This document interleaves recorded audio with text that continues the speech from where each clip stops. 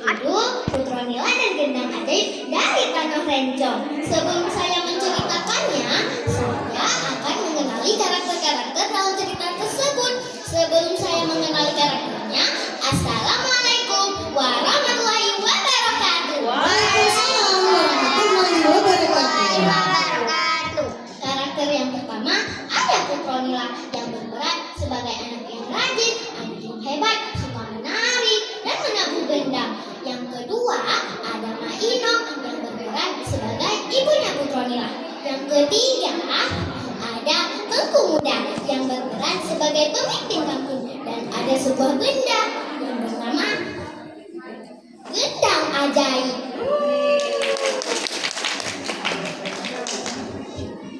Di sebuah kampung kecil di pesisir Aceh, hiduplah seorang gadis kecil bernama Putronila. Ia bukan anak bangsawan, bukan pula anak orang kaya, tapi ia punya sesuatu yang sangat berharga, yaitu kebiasaan baik yang selalu ia jaga. Setiap hari saat fajar baru mengungsi, Putro terbangun dengan mata berbinar.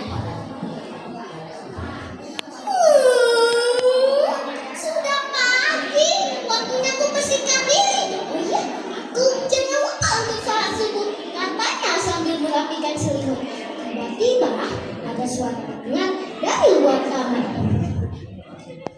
Nak, apakah kamu sudah bangun? Kata ibunya. Putro pun menjawab, sudah ibu. Setelah itu, ia akan berolahraga, berlari kejam mengelilingi kampung, menyapa para tetua yang sedang menyapu halaman, tersenyum kepada nelayan yang baru pulang dari laut. Putro suka makan sehat, ia tak suka jajan sembarangan. Pagi-pagi, ia sarapan dengan masakan hangat dan berbuah buatan sang ibu. Nah teman-teman, saya punya sedikit pertanyaan ke teman-teman semua. Pertanyaan apa tuh? Pertanyaannya adalah masakan dan berundung dari olahan apa ya teman-teman? Tidak tahu.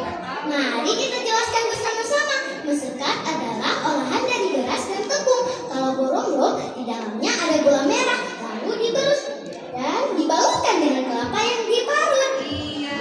Mari kita lanjutkan cerita saya. Di sekolah, Putro selalu yang pertama hadir. Dia suka belajar sejarah, sastra, terutama seni. Dia rajin mencatat, rajin bertanya, rajin berbagi pengetahuan dengan teman-teman. Tiap siang sepulang sekolah, Putro suka membaca buku sejarah Aceh, belajar yang sama dari sang ibu. Maino berkata kepada Putro, "Nak, seni juga bagian dari jati diri bangsa." Putronila mengangguk pelan. Namun, suatu hari, badai besar datang. Angin dan ombak pasang merusak kesenian kampung. Semua anak murung, bahkan Tengku Muda hanya bisa menghela nafas. Gimana bisa rayakan festival bulanan tahun ini? Putro sedih, tapi ia tak mau menyerah. Ia pergi di bukit belakang rumah yang dulu disediakan oleh sang ibu tempat lokasi gendang ajaib. Di bawah pohon akar tua yang menangis, ia menemukan sebuah gendang tua yang bersikap perlahan. Shhh. Dan ketika ia memukulnya,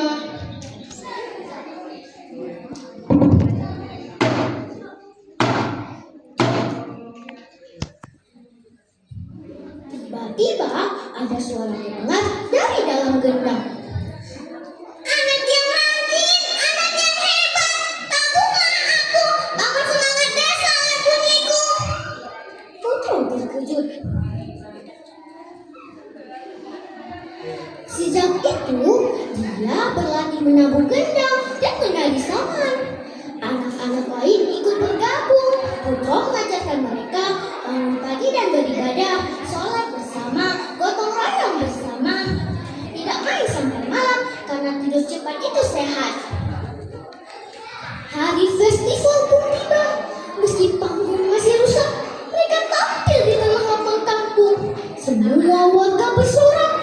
Putra membuka tarian dengan suara gendang ajaibnya.